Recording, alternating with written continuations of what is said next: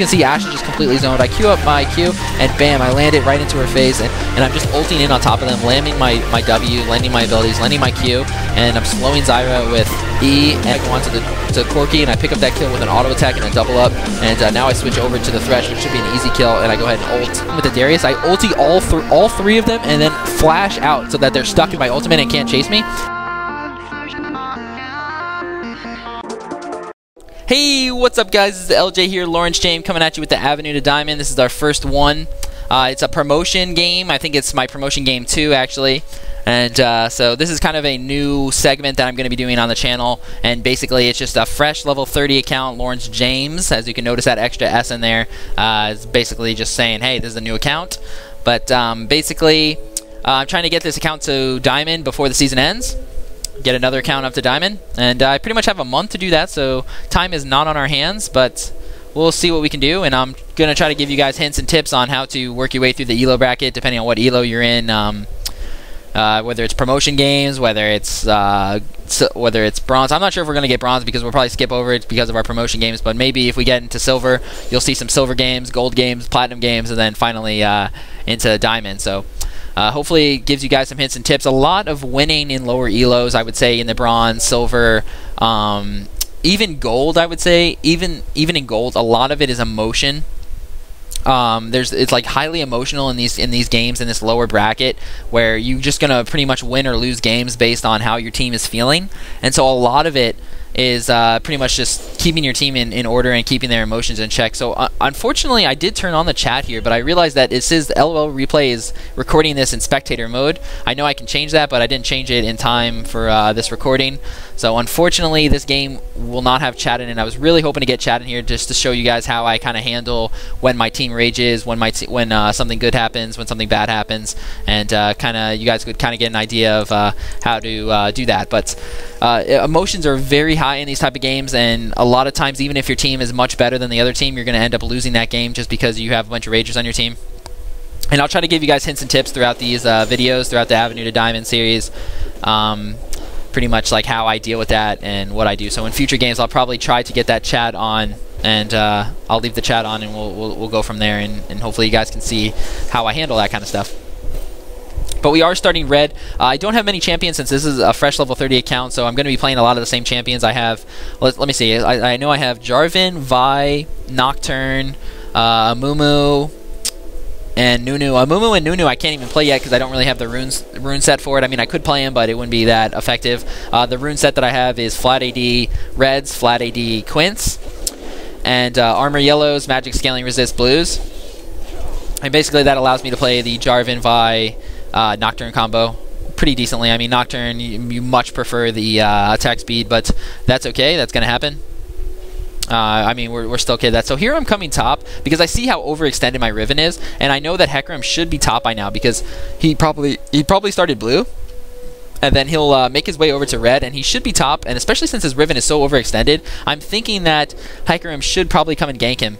But it doesn't look like Hecarim is coming, because actually Hecarim is taking a very long time. So I could have gone over here and checked his red, but since I'm up here, I'm going to go ahead and take his golems, and I'm going to stay around here because I don't want my Riven to die. So even though my Riven is not very smart of him to play this aggressive, because if Hecarim comes around and kills him, then we're completely screwed. But I'm going to stay up here and protect my Riven basically while he does this, and hopefully he gets a big enough lead onto the Xin Zhao that he's able to make him pay later in the game. So Hecarim did see me.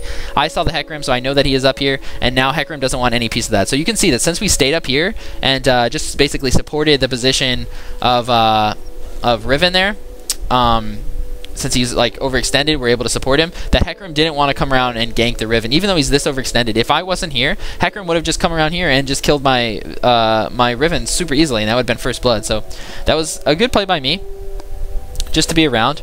And we'll kind of see where we go here. So now I'm invading his, I'm kind of counter jungling him a little bit. I always want to stay ahead of the other jungler. I gank a lot more in lower elos than I do in higher elos.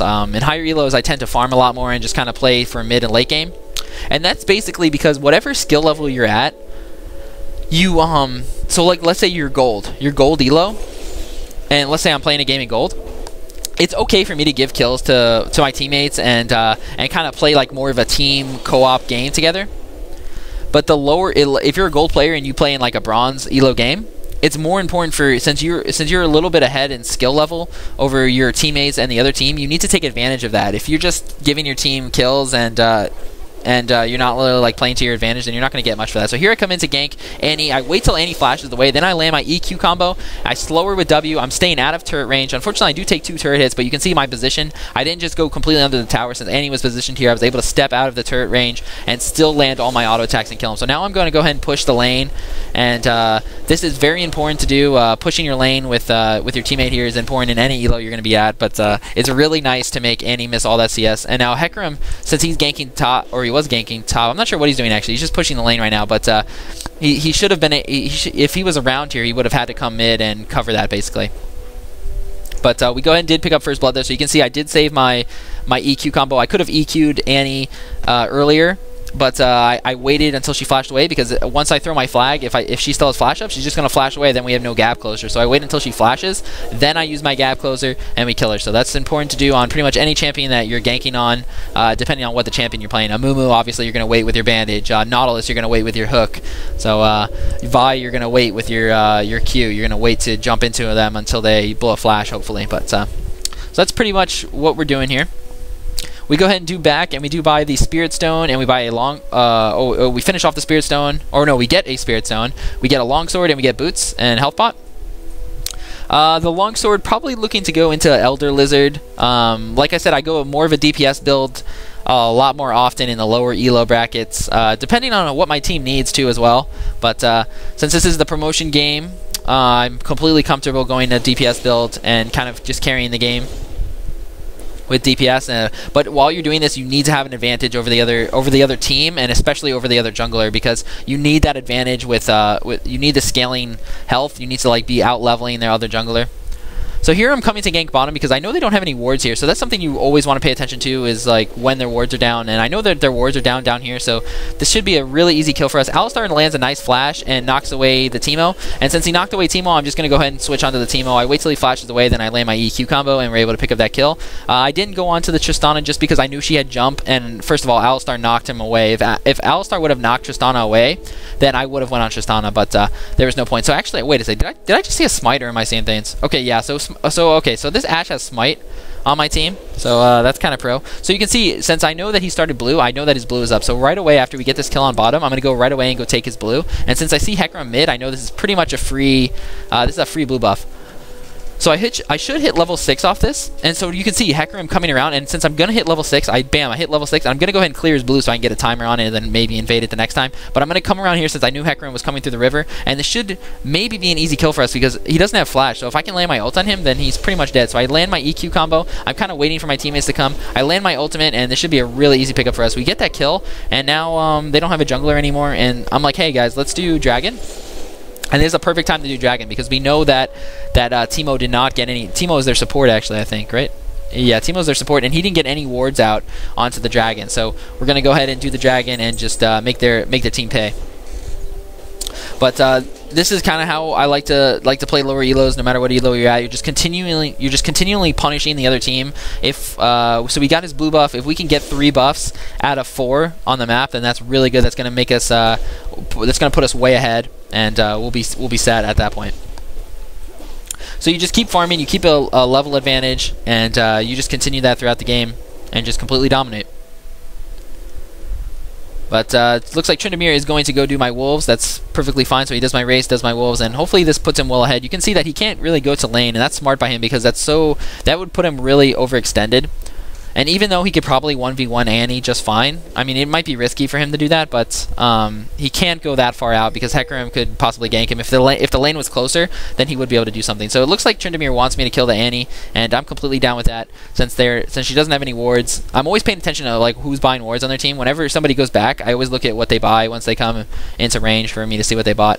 But we'll see what we do here. Tryndamere is level 7. He does have his ultimate up, so this should be a really easy play for us. Basically, he could just dive onto the Annie, and the Annie's not going to be able to escape, I don't think. So he dives onto Annie. I flash in, EQ combo onto the Annie, and we pick up that kill super easily. And Tryndamere is going to go ahead and ult, and he should be out of there just fine. Now I'm going to go ahead and push his lane, like I said before. Very important to push the lane, make Annie pay for this, and we'll see what happens here. So Hecarim comes in from the backside. Now he's looking to go right onto my Tryndamere, but I ult onto the Hecarim so that Tryndamere can E out of there and get away since I know his E is up. Now I'm slowing Hecarim with red buff and my auto attacks, and I pick up the kill with my flag, I believe, there. And so bam, so now you can see why it's important to push your lane with your opponent. There's a few reasons. Or not with your opponent, with your ally. Once we got the kill on Annie, it's so important for me to push this lane for a few reasons. One, Tryndamere is so low. He's so low that he's not going to be able to push this lane by himself. He's just going to have to go back right there. Then Annie's not going to miss any CS on the turret. That's the reason number 2, because you make Annie miss CS and you put her further behind. But also, Hecarim came into gank here, so there's 3 reasons. So Hecarim came into gank here, and I was able to protect the Tryndamere. And not only did Tryndamere get away without dying, we actually picked up a kill from it. So if I would have just gotten that kill on Annie and then ran and went and farmed my jungle, his jungle, done something else, and just let Tryndamere either go back or push, it's not as effective as me pushing with him. So it's very important to push for your opponent.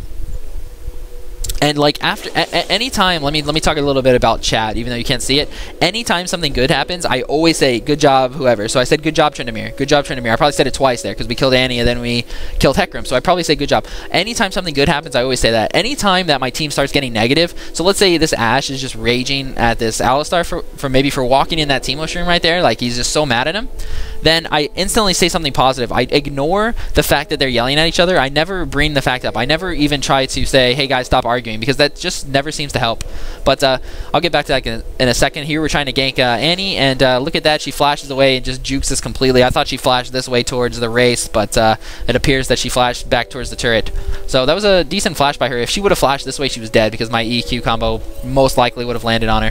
But like I was saying, when your team is raging, I try to ignore it as much as possible. If I have to, I just ignore them through the ignore function through tab, which doesn't work in spectator mode. But you could potentially just ignore them that way, which is perfectly fine. If that's what you need to do to not respond to them, then that's what you should do, because I'm telling you right now, it's going to hurt your elo if you respond to people like that. I see people do it all the time. They're perfectly fine, they're playing really well, and then someone starts raging, and it's not even at them, it's at someone else on their team, and then they get involved in it, and then they just start sucking, and they're just not playing as good, and then you end up losing the game for that. So just completely ignore it if you can. Here, Tryndamere lands in the, comes in, ults in the backside. I missed my EQ combo onto Annie, but we should be able to pick up that kill. Unfortunately, Tryndamere is so low. Hecarim kills him, but with his ultimate, and I ult in on top of Hecarim, and now I EQ combo in on top of him. I'm auto attacking, but I'm kind of low, and oh my gosh, he's not gonna die. Yeah, he's not. He goes ahead and levels up there, but he would not have died anyway. So looking back on that, I probably should have just killed the Hecarim. I may have died for it. I'm not 100% sure, because I didn't have my EQ combo up, and I didn't have any way to escape. I didn't have flash or anything, so I would have attacked him, and then the turret would have hit me probably twice, and I maybe would have died. But looking back on that, it might have been worth it for me to just go ahead and pick up that kill and maybe escape. I mean, if I would have died, it obviously would not have been worth it, because I'm worth more gold, but or I'm worth more alive too, because we're able to steal the blue buff. So you have to kind of weigh your options, and you don't always make the right decision, but that's kind of what we did there. So we did time his blue buff the first time we killed it, and now that we know that his blue buff is up again, and so we're going to go take that. And like I said, if you can take 3 out of the 4 buffs on the map whenever they spawn, then that is insanely effective, and you're going to get super far ahead. So you can see we're level 10, Hecarim's only level 7. So all this farming that we've been doing and helping Tryndamere push that lane, helping bottom lane push, I think we did once. It's just very important to do that, because you get yourself ahead. You can see we're the highest level in the game right now as well. Looking at the farm, we have 73 farm to 31. Talking about my item build a little bit, we did build the Boots of Mobility and the Elder Lizard. I don't think I talked about this, but Boots of Mobility I really like in lower elos, just because like I said earlier, I gank a lot in lower elos. I tend to gank a lot more than I farm. And so it's just very effective for me to be able to move around the map, and I'm also looking to go Brutalizer as well. But here I'm coming mid instead of going to my red buff, because I don't want any free turrets to die, and it looks like I'm going to be able to defend this as well. I EQ combo, but Annie stuns me in the middle of my Q, and it looks like she's going to die anyways to my ultimate, so it didn't matter that she stopped me, but that's very important. So I am actually going Brutalizer, and you can see I picked up a Vision Ward. I'm always buying wards. I Vision Warded Dragon the first time.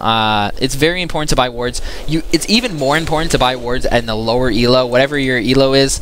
The lower elo bracket, it's very important to buy wards, because you know that your team is just not buying a lot of wards, and neither is the other team. But having that advantage of being the one that's buying wards on your team is just a huge advantage, and I actually buy more wards to make up for the fact that my teammates aren't buying wards in this lower elo. So here Hecarim gets caught because he was trying to dive the Riven, and he walks right into me and Tryndamere. He finds us, and that's a pretty easy pickup for us.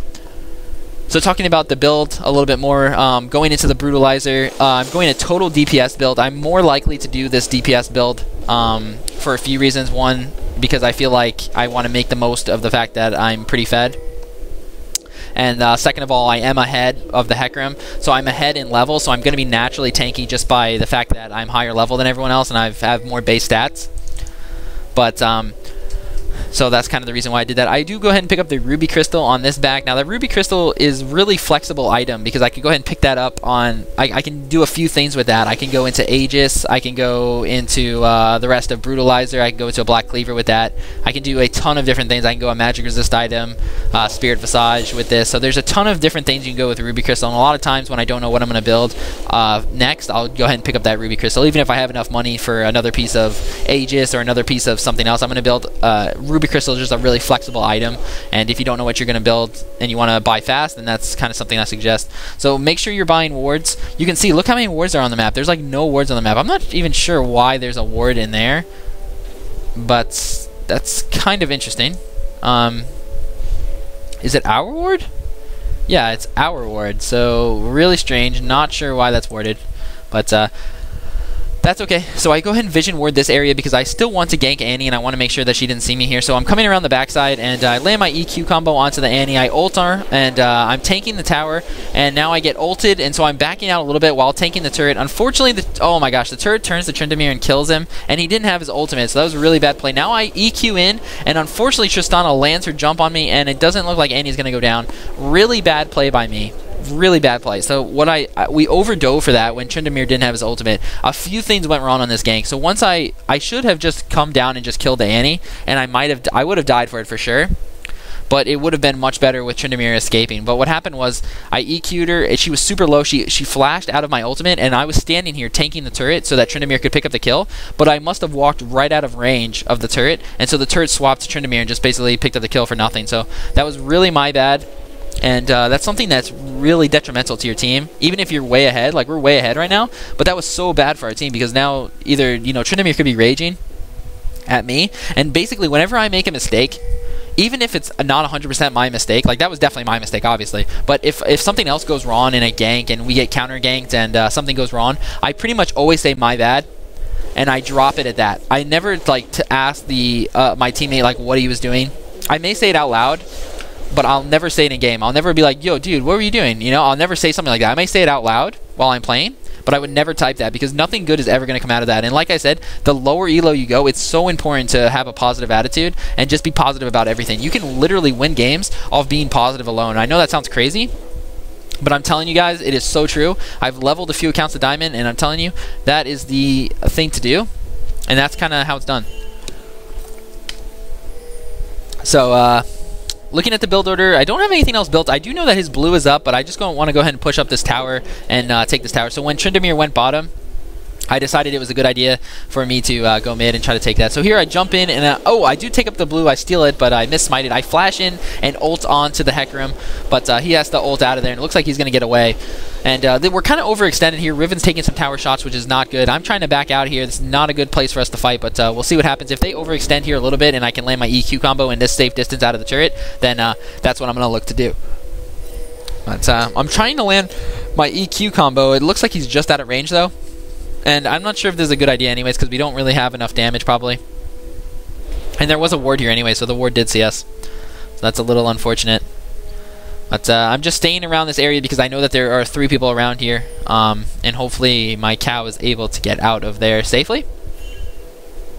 So our smited Ashe here is not a terrible build. I mean, at least he has some damage with the Bloodthirster. Kind of strange, but that's okay. And I'm continuing to farm. Let's look at the farm. I'm 102 CS, and Hecarim only has 42, so I'm keeping up with everyone in the game. The only person on their team that has more than me is Tristana, and everyone else I have more than. So I have a huge gold lead on them, and you can see I'm higher level than anyone, or I'm as high as the level as anyone. Annie is level 12, and so she's the highest on their team. But and now I am level 13, so I'm definitely ahead in CS, and that's because we've taken so many buffs. We've taken every blue buff except the first one. And that's just really important. When you can counter invade like that, it's just really nice. So here we're trying to take their red, but it looks like they're going to spot us here. So they spot us, and I don't have smite up, I believe. No, oh, I do have smite up, so I should be able to take this. Yep, I smite it, and we're able to pick up that kill. And now we kill Tristana before she can even W away with my EQ combo and my ultimate. And we're able to pick up that kill. So now I jump right back in onto Xin Zhao, and I'm also onto Teemo too, with slowing them both with red buff, and we're able to pick up that kill. Now I EQ onto the Xin Zhao, and we're able to pick up that kill. I pick up a triple kill there, and it looks like I'm going to be able to escape with just enough life, and Riven picks up the last kill, and we pick up the ace, and I will survive with a sliver of health and make it out of there. So really good play by us. You can see how you can completely snowball a fight like that, especially in lower elo. And now it looks like they were surrendering there, but it failed, so we continue on. But basically, you can see how it snowballs a fight. I steal red, and now they feel obligated. They're overcommitted to trying to protect that red buff. So we're able to engage on them and pick up a few kills on them. Oh, so it looks like I'm doing dragon, but smite Ashe coming in favor there. But EQ onto it and pick it up right before I die to dragon. We don't want to be dying to dragon. That's never good. But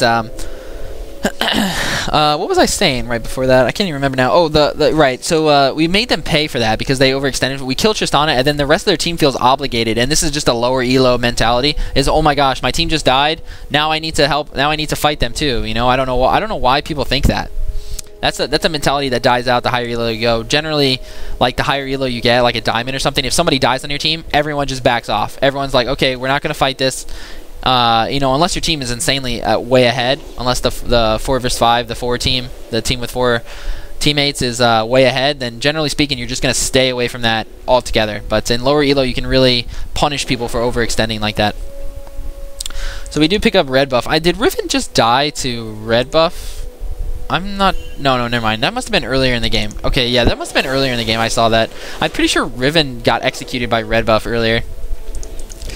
It's just kind of funny. So Ashe lands a beautiful ult onto Teemo, and we're able to pick up that kill really easily. Now I see Annie flashes away, and we're going to be able to ult right in onto Annie and pick up that kill as well. So Ashe gets the double kill. The smite Ashe gets a double, and that's pretty good for him. And so now I'm thinking, let's do Dragon. I mean, let's do Baron. Even though I don't have smite, I know that this should be a really safe Baron for us. For one, they don't have any wards.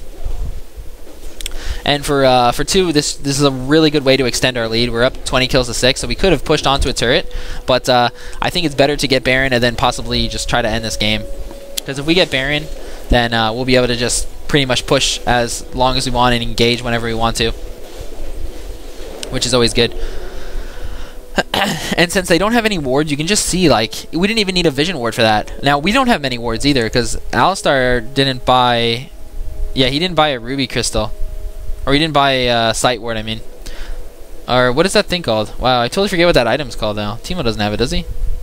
It's not a sight ward, is it? No. It's I don't know. I forget what it is. But the ruby crystal will build into a ward. I'm kind of having a brain fart right now, so I forget what it's called. But whatever that item is, nobody on either team has it. So it's really severely lacking wards. So even though I don't have any slots right now, so I can't buy wards. But it's very important to buy wards when you have the slots. Very, very important. I'm telling you, you can win games just off wards alone in lower elos, in higher elos too. But so we have 115 CS. We have more CS than all of them except Tristana still, and we are 619, so we're extremely fed. Now I'm looking to go in Omen. I built Aegis, and now I'm looking to go into Omen. And so I'm just going to be really tanky, and I have a ton of damage with just the Brutalizer alone. Of course, the Elder Lizard. But Brutalizer is such an amazing item on Jarvan. It scales you from mid-game. It scales you early game into mid-game, and then it's even a decent item late game as well. And that's just, it's like one of the best items. So now we're taking another blue buff, and they have not gotten a blue pretty much all game. And that stuff is devastating. That's devastating to a team. If you can take that many blue buffs, that's really good. So here we're looking to fight them because A, we have Baron, and B, it looks like they're in a bad position here. So Ashe is just landing a ton of damage onto their Annie, and Ashe is gonna survive there, and Riven picks up a double kill as well. So that was good by us. We engaged on them when they were kind of out of position. We saw Hecarim going bottom. So now Tryndamere is split pushing bottom, which is really solid, and looks like Hecarim's gonna get out of there with his ultimate, and now we're just continuing to push on. We don't have any minions on the turret, so Alistar ults and he's just tanking it, and that's okay. So when your teammates do play, you need to either you need to do two things. You need to go all in with them, or you need to tell them to back out. When you're trying to carry a game, that's like very important that you understand the concept of doing that. You never want to be wishy-washy, because your team is already, like, a lot of times people don't understand what to do. and they'll make the wrong choices. So here I land my EQ combo onto Tristana, and I ult him and dunk him in the face before he's able to W out of there. And you can just see, look at all that damage I was doing. Even though I'm building tanky, with the level advantage and the skill, the points I have in all my skills, we're just able to tank all this damage and do a ton of damage. So now we're just pushing onto the team, and this should be game pretty easily. I land my EQ combo onto the Annie. I slow her with W, and Tryndamere takes a Nexus hit there from that invisible turret dude here. But so that is the promotion game 2. Thanks for watching, and don't forget to subscribe.